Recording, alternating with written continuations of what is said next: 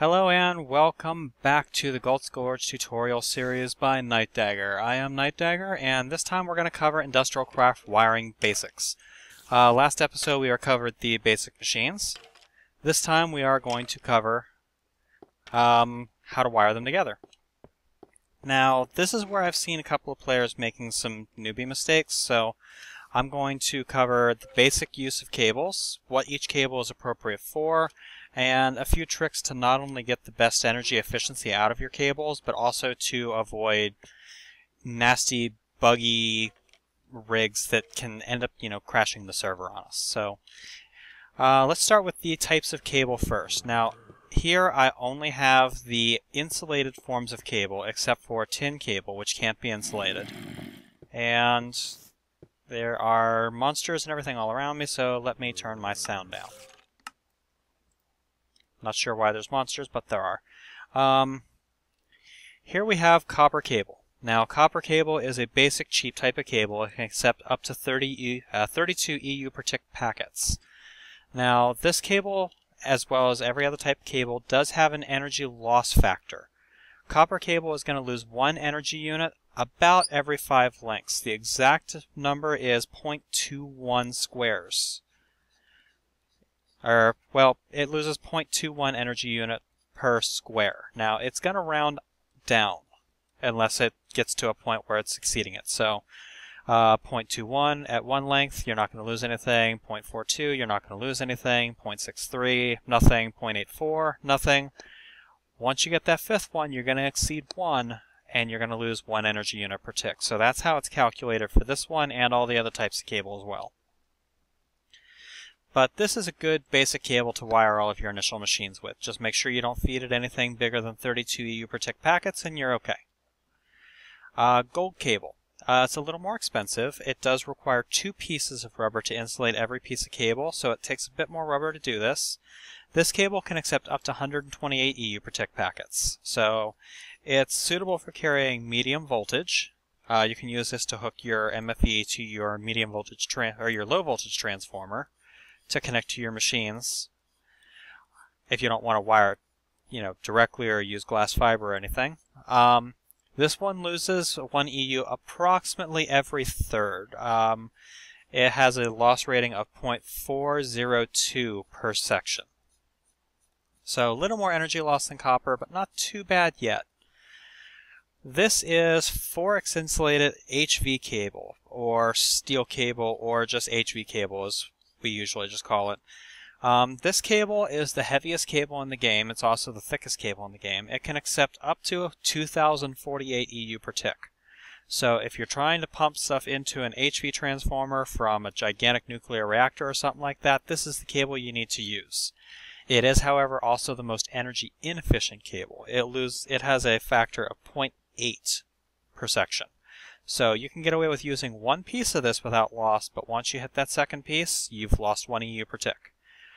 Generally, this is only used to take power out of very, very high output nuclear reactors, or to send power over long distances when you don't want to spend a whole crap ton of diamonds to do it.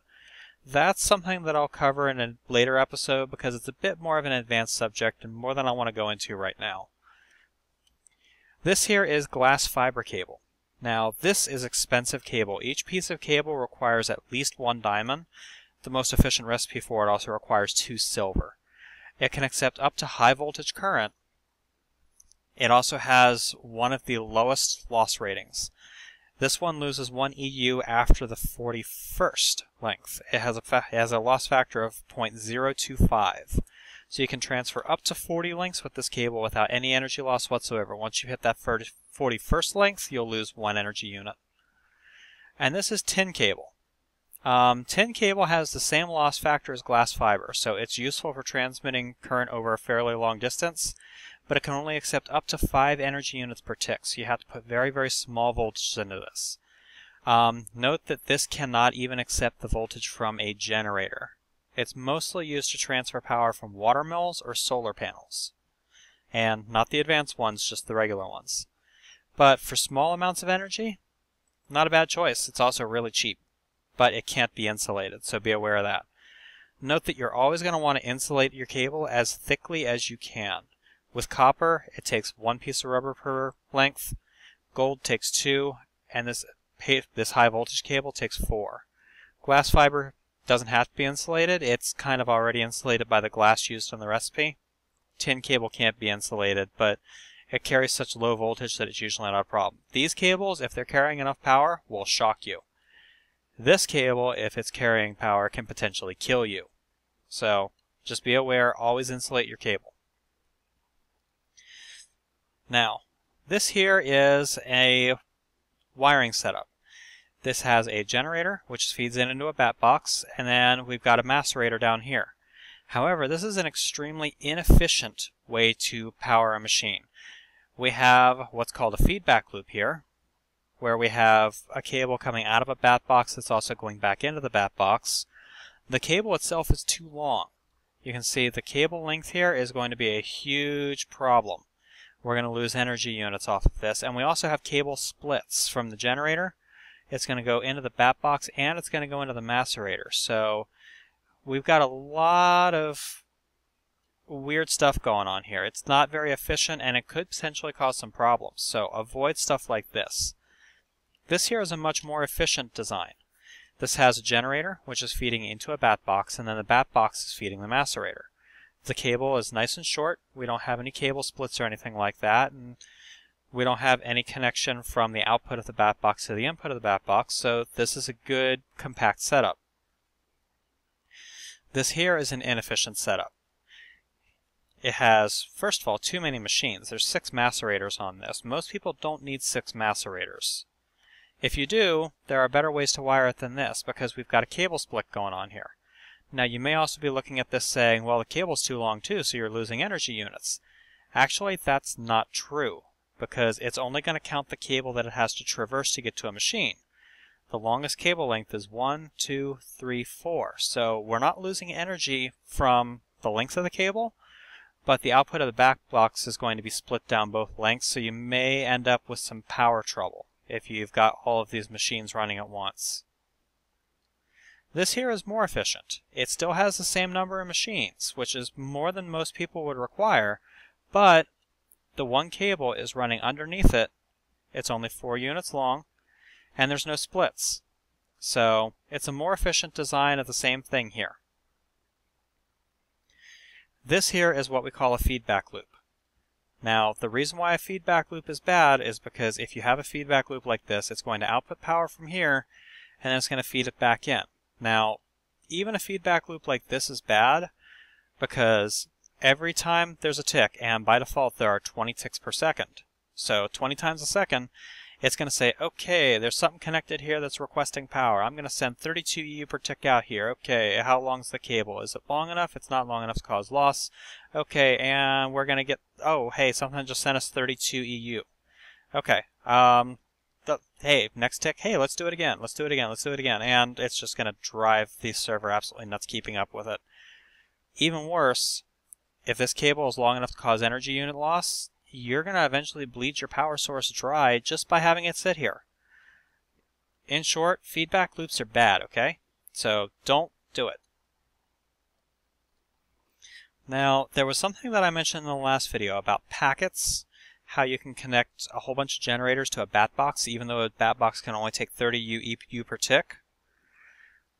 But you can connect as many generators as you want. Well, how's that possible? If you have 5 generators, it's going to produce 50 EU per tick, and a bat box can only take 32, so you're going to blow it up, right? No, because every machine here is also running on packets. It's not running on total current. You don't combine the current from everything to get the total current on the line. Each one produces its own individual packets. So, if we take a look here, you see we have a whole bunch of solar panels up here, and they are producing energy. And if I give myself a piece of the ultra low current here, because somebody removed it, I don't know who, if we look in this bat box, we're going to see it's only got 12,000 power in it. If we connect the cable, now there's 13 solar panels connected to here, and this cable can only take 5, but if we connect that, it's okay. Why is that? Because each one of these is producing a packet of 1 EU per tick, and it's traversing through the cable here, this cable is not getting 13 EU per tick. It's getting 13 packets of 1 EU per tick. So it's perfectly fine. You can connect thousands of solar panels to this tin cable, and you're okay. However, if you send a packet that's bigger than this cable can take, like this generator here, which produces 10 EU per tick, what happens if you put this coal in this generator? Well, absolutely nothing, because that bat box is full.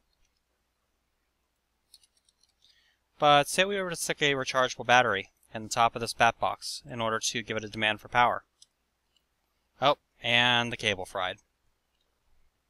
So this generator produces too much power for that cable to handle. And of course it would start raining. But if we were to connect a piece of copper cable here, well, that can handle it just fine. So it's all about the packets going through the cable and not about the total amount of power. You can hook 1,000,000 solar panels up to this tin cable and EU loss over distance notwithstanding, still be able to handle it. But one generator, too much. Honestly, the only thing that's going to overpower copper cable is a nuclear reactor or some of the bigger advanced solars that we use on the server, or other things like that. Regular generators, geothermals, water mills, all that stuff. If you go with copper cable, you really can't go wrong.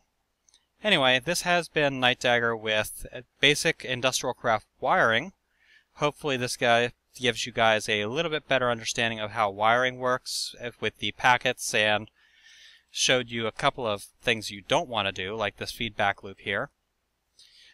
Hopefully this gives you a little bit better understanding of how to get your industrial craft machines wired up so you can start playing with all of the fun machines that we covered last episode. I will catch you guys later.